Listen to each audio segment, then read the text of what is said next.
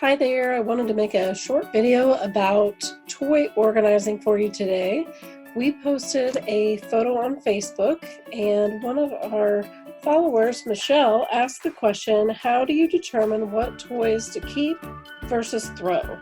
We have a hard time getting rid of toys. First, I want to show you the photo that we shared on social media that spurred this question. This particular client got rid of about 15 bags of toys and donated them.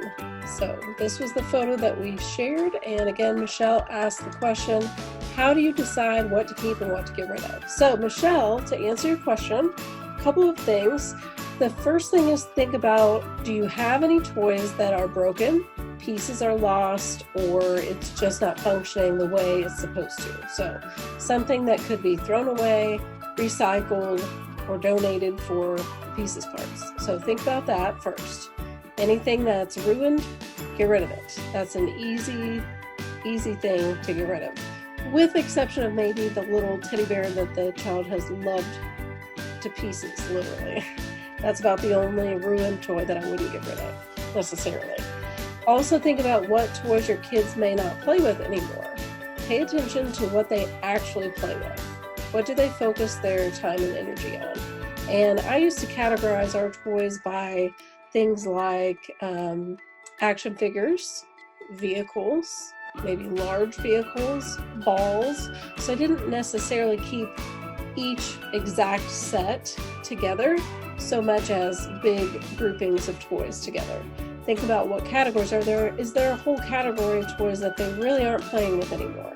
That's an easy one. That's a quick decision, something that you can part with and donate to somebody who would actually use it. Think about rotating your toys. If your kids tend to use all of the toys, but you still feel like you have too many, pack some in bins, label them, hide them in the other room. Put them in the other room, and then rotate them in and out. So maybe once a month, you're rotating in 3 or 4 bins and out 3 or 4 bins of toys. That's a good way for the kids to stay engaged and stay excited about the toys that you actually have out that you're actually using. Also think about, maybe you have them sorted by category like little people. Maybe you have way too many little people. Are there things you can reduce within each category? So do you have lots of little animals? Do you have 10 sheep? Maybe you could get by with 5 sheep instead of 10 little sheep. Superheroes, maybe you've got 3 different Spider-Man figures. Maybe pick the best one of the 3. And then also you can engage the kids. Ask them, what are your favorite toys? And then especially as it gets towards Christmas time, I like to encourage the kids to give out of generosity. Look, we have lots of toys. We have 25 board games. There may be a kid out there that doesn't have as many board games, and could we share with them? And then we can make room for new toys to come in. Maybe for every 10 toys they get rid of, you would get them a new toy or 2, and give them the opportunity to share with others, and also the opportunity to enjoy what they have and receive new things every once in a while.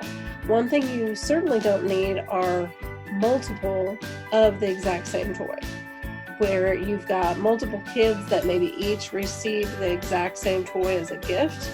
The kids can learn how to share, and that could be another item that you part with. So I appreciate your question, Michelle, and like I said, I just wanted to pop on here quick and answer quickly. If you guys ever have questions, feel free to send us a private message or send us an email. We'd be happy to answer them. Thanks.